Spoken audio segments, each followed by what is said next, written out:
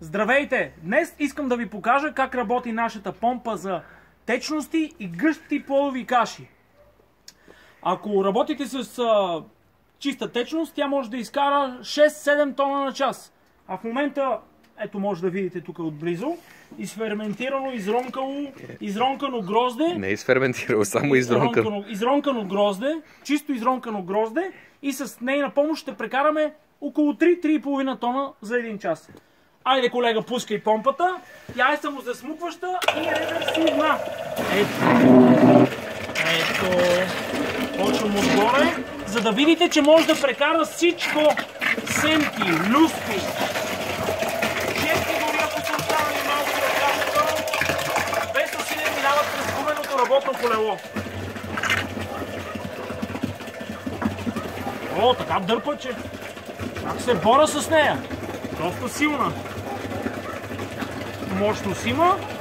Може да се използва и за транспортиране на вино, други течности, нали, от един казан в друг. Плодови каши, ако са необходими. Джанки, половинки, булгинки. И дори така модерното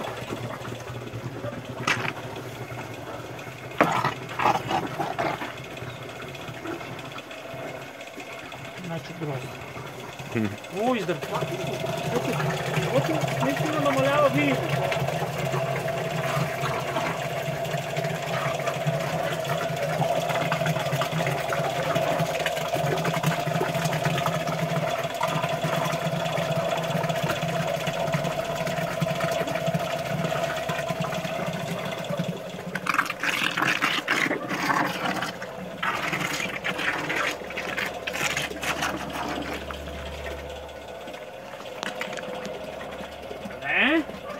Готови сме за ферментация.